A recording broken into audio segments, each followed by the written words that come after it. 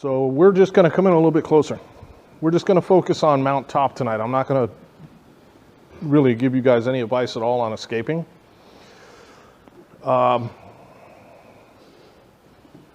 There's 3 mounts. Side mount is kind of a mount when he's on his side and you have one leg up, but I don't technically consider that mount. When their back's on the mat, you basically have 3 mounts. Okay, so let's go through them real quick. First one is low mount. This is low mount. Low mount is the only one where I'm really going to put all my weight on Todd. So most of the time when I'm holding low mount, I don't even want my knees on the mat. I'm going to lift them up a little bit so he can feel the weight. Okay, and this is a very good mount, especially for beginners. Easy to hold. We have a really good curriculum for this that I can teach in about 2 days, and then you guys can drill it and you can hold mount on even really good people and crush people. Okay, so it's an excellent mount. Next one is middle mount. This is a common mount, right? This is the one most people think of when they think of mount. I'm sitting in the middle. This is a little harder. Okay, it takes a little more while. This is one where people have a little more trouble because of the base. And in middle mount, I can be upright or low. But notice in middle mount, even when I'm low, my weight's on my knees, and my knees are pinched together. I'm not laying on him with my belly, right? And in third, high mount, when you're up here. High mount, you're already winning. You're dominating if you get to this position and you're basically looking to finish. And there's really only 2 or 3 things you need to even know at high mount. But for you to get here on somebody good, you're beating them anyway, okay? So we're only going to focus on middle and low. And when you're holding somebody good, you'll alternate. I will alternate between going low mount and put my weight on them, back to middle mount to try and climb to high mount, and then sometimes you go back to low mount. You do what you got to do to stay on top. You're going to mix it up. But let's start with holding middle mount here, okay? So if I ask you to pick like one detail that you think is most important about holding this mount, what would you say, Taylor? Keeping your top of your feet connected to the ground. Very good. Feet. Squeezing the knees is super important. Your connection at the hips. So his hips. Connection to the hip. This way. Okay, good. Some space between your hips and his, so you're floating. Good, very important. Having your weight out. Having base out, also important. Limiting space. Good. You're last, so everybody's already answered all of them. Mine is continue to take up space underneath your shoulders and being able to control your pelvic movements. Okay, good. Monitoring his elbows. Elbows, good. Those are all important. None of those are wrong answers, okay? But I'm going to give you the right answer. And it's a simple one, okay? It's your feet. Taylor had it right in the beginning, but it's not just the back of the feet. It's what the feet are doing specifically. When I'm looking at somebody holding mount, I can tell whether or not they're going to be able to keep that position or they're going to lose that position based on their feet. Nothing else tells me that. They could be in all kinds of other different positions with their knees and their body. The feet tell me exactly what's going on. Number one, single most important thing. And that's the detail why people struggle with mount. They forget about that, okay? So there's really only 3 escapes this person's going to do, and everything else is a variation, okay?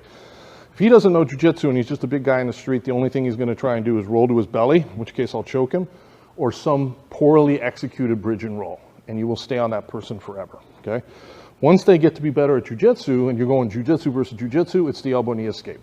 Even someone much smaller than you can execute an elbow knee escape, right?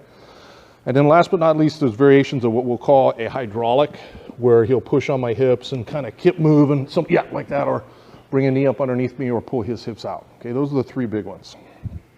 The hydraulic is more of an athletic MMA move, but it can be effective. So if I'm sitting like this, right, and my feet are out, and I'm sitting on him, when he bridges, I'm going to go flying because I'm sitting on him and I'm going to go wherever he goes, right?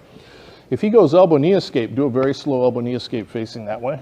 The first thing he needs is a leg flatten in the middle. That's super easy when my toes are pointed out this way. And now he slides his knee up, which is correct. You can see what happens to my hip. He doesn't even really need that other arm. He's going to slip right underneath, and now he's out. And this is why beginners always lose mount when somebody knows an elbow knee escape. He's just going to bring that knee up, go right. Good, go back. When I'm paying attention to my feet, bring your feet up. What I want to do is I want to think of this almost like closed guard. It's like closed guard on top. And instead of crossing my ankles, which I will sometimes do even, I'm always looking to cross my big toes. Toes inward, heels out almost the whole time, okay? So now he goes to get a leg flattened in the middle. First of all, that's super hard, right? He's on top of my feet. Now his thigh's on top of my feet. He'll have to wiggle his leg and shake it to get it. Good, he gets it. Now my foot is on top of his knee. And as long as my foot's on top of his knee, he can slide that knee up, right? Yep, or there, it doesn't matter because he came over the top. If he stays low, point your kneecap into the mat, yep, and go. I'm still good, right? He's not flaring my thigh out. If I go one step better and I'm stepping on his hip bone, now do an elbow knee escape.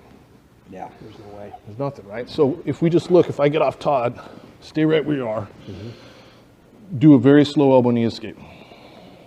See what part of his body doesn't move? Go back. The hip bone's not moving, right? If your foot's here, he brings that knee up. Now my foot's way over there, creates a big space. Okay, go back. If I'm stepping on his hip bone, bring your knee up. That doesn't affect me at all.